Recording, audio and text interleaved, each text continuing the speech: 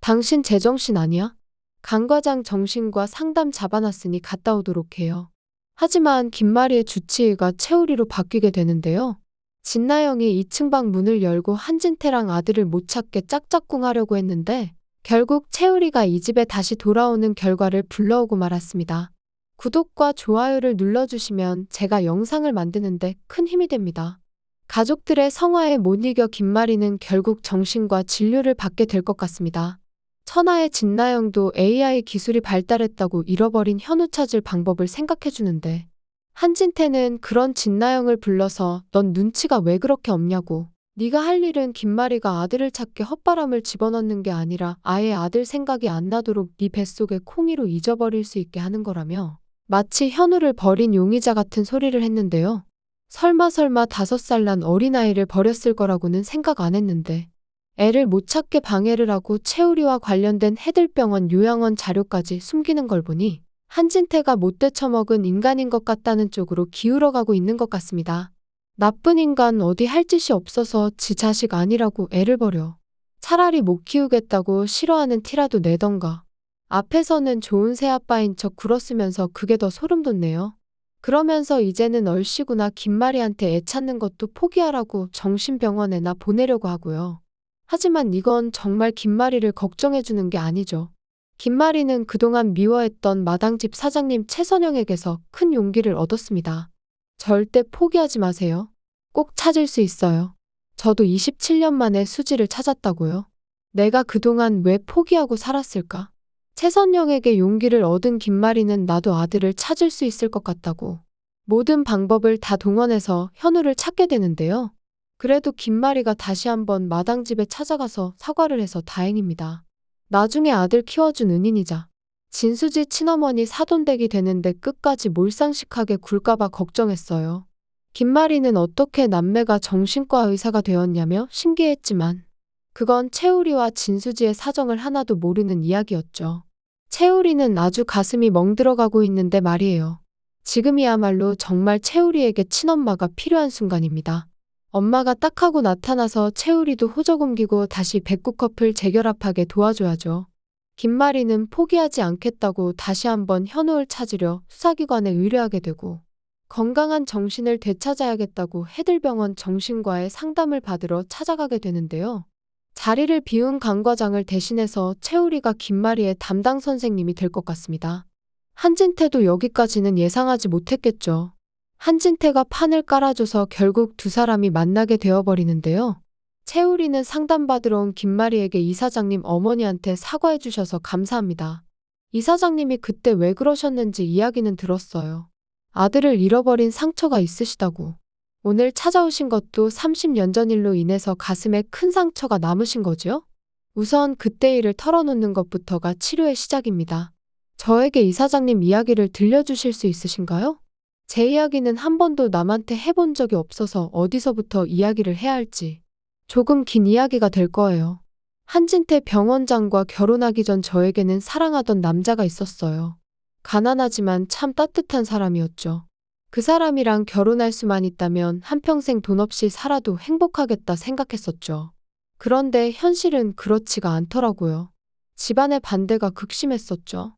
제가 외동딸이다 보니 사위 될 사람은 무조건 해들병원을 이끌어 가야 하는데 제 아버지가 따로 점 찍어 놓은 사람이 있었어요. 그게 한진태 병원장이었고요. 하지만 몇 달을 버텼어요. 사랑하는 사람과 결혼하기 위해서요. 그런데 허무하게도 그 사람은 사고로 죽고 말았답니다. 아직도 그날이 믿기지가 않아요. 사고가 맞긴 한 건지 혹시 아버지가 해코지를 한 것은 아닌지. 그렇게 그 사람이 사고로 죽고 나서 제 뱃속에 애가 생겼다는 걸 알게 되었어요. 사랑하던 사람의 흔적이라고 하나 남은 이 애를 꼭 지키고 싶은데 나 혼자서 키울 방법은 없고 결국 아버지의 뜻대로 정략 결혼을 하게 되었지요. 정략 결혼인데도 불구하고 한진태 그 사람은 나한테 잘해줬어요. 그리고 내 아이한테도요. 좋은 새아버지가 되어주었었죠. 몇 년 시간이 흐르고 둘째 아이 현성이까지 낳으면서 나도 과거의 일은 다 잊고 이 사람 한진태와 행복하게 살 수 있겠다 생각했어요. 그날이 있기 전까지는요. 30년 전 그날 내 아들이 사라진 그날의 아침이 아직도 생생해요. 열이 나던 우리 현우 손에 구급차 자동차를 쥐어주었었죠. 한진태 그 사람이 대신 병원에 데려가겠다고. 내가 갔었어야 했는데. 수십 번 떠올려 후회할수록 모든 게 내 잘못 같아요. 우리 현우 살아있겠죠? 살아있다면 어째서 30년 동안 그렇게 전국을 뒤졌는데도 소식 하나 들을 수가 없었던 걸까요? 잠시만요, 이사장님. 잃어버린 아드님 이름이 현우인가요? 5살 때 응급차를 손에 쥔 채로 사라졌고요.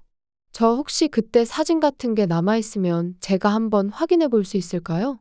김마리의 이야기를 듣던 채우리는 계속 이상한 느낌이 들었습니다. 김마리가 잃어버렸다던 아들이 자꾸 자기 이야기인 것만 같은 생각이 들었기 때문이죠. 채우리는 얼마 전 술에 취한 한현성을 집에 데려다 주면서 30년 전에 가족들과 살던 집에 들렸었는데 그때도 어디서 많이 본 집인데 생각했었습니다. 마당에서 한진태와 동생 그리고 어머니와 행복한 시간을 보냈던 기억이 남아있는 집이었기 때문이죠. 김마리는 사라진 아들이 혹시나 집을 찾아오지 못할까봐 30년 동안 이사 한번 간 적이 없었고 현우방까지 전혀 손대지 않고 꼬박 30년을 기다렸죠. 김마리는 가방 안에 늘 가지고 다니던 현우의 사진을 꺼내서 채우리에게 보여주게 될 것 같은데요. 이게 이사장님 아드님 사진이라고요? 제 이름이 현우였어요? 엄마 이건 제 사진이에요. 제가 현우인 것 같아요. 기억나요? 엄마가 손에 쥐어주었던 구급차 장난감. 이거 맞나요? 채우리는 서랍 안에서 오래된 골동품 같은 장난감을 꺼내들게 되는데요. 세상에, 이거 우리 현우 장난감이 맞아요.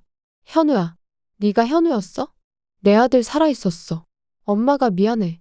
내 아들 엄마가 많이 보고 싶었어. 내가 네 손을 꼭 잡고 병원에 데려갔어야 했는데. 그동안 어떻게 살았어? 김마리는 숨이 넘어가게 채우리를 끌어안을 것 같습니다. 채우리는 정말 기분이 얼떨떨할 것 같아요. 그도 그럴 것이 제 부모님이 살아계셨다고요?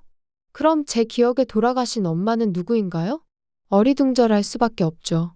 그동안 엄마를 원망하고 그리워한 진수지와는 다르게 채우리는 단 한 번도 친엄마를 그리워한 적이 없었습니다.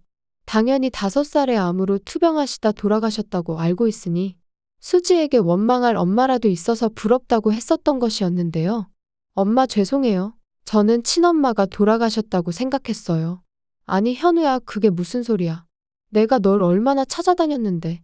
누가 널 못 찾게 방해했던 건지 내가 꼭 밝혀내고 말 거야.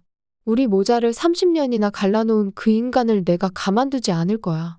하지만 우선 채우리는 이 소식을 나를 키워주신 어머니인 최선영도 알아야 된다고.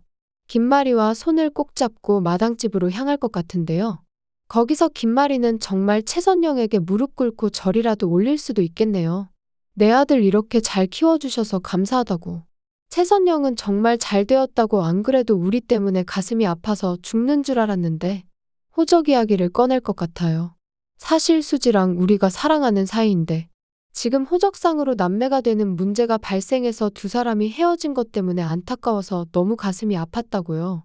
호적 문제 당장 해결해야죠. 최선영이랑 김마리는 정말 둘도 없는 사이 좋은 사돈이 될 것 같습니다. 김마리는 이제 가족들한테도 다 말해서 우리 30년 전 살던 방 기억하냐고.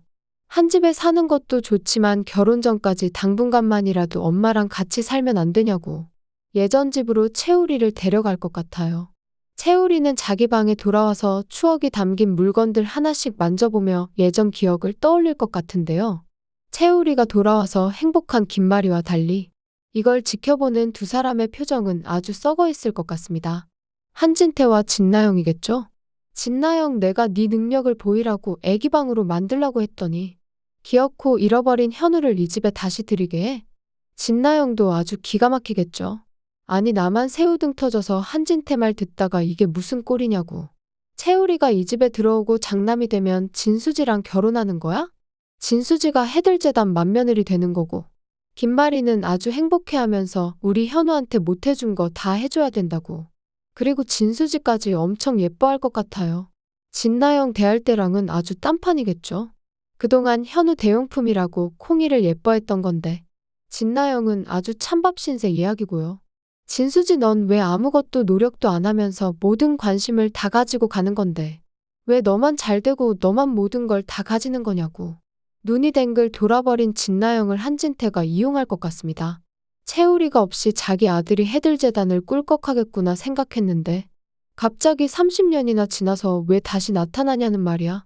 분노한 한진태는 채울이랑 진수지를 눈의 가시처럼 여기고 또 다시 아주 두 사람을 괴롭힐 것 같아요. 한진태랑 진나영이 아주 짝짝쿵이 잘 맞을 것 같은데요. 둘이 쿵짝을 맞춰서 같이 못된 짓을 저지르다가 둘 다 아주 감옥 가고 쫓겨날 것 같습니다. 채울이랑 진수지는 대체 채울이를 누가 일부러 버리고서 못 찾게 수를 쓴 건지 범인을 찾아내야죠. 진나영이랑 장윤자도 여기서 그냥 넘어갈 줄 알았지? 진나영이 재벌집 며느리로 끝까지 행복할 줄 알았다면 오산이죠. 잠깐의 행복함 뒤에 아주 나락으로 굴러떨어져서 더 비참해질 것 같습니다. 못된 짓을 하면 그게 30년이 지나도 꼭 천벌을 받는다는 걸 보여주었으면 좋겠네요. 구독과 좋아요를 눌러주시면 제가 영상을 만드는데 큰 힘이 됩니다. 시청해주셔서 정말 감사합니다.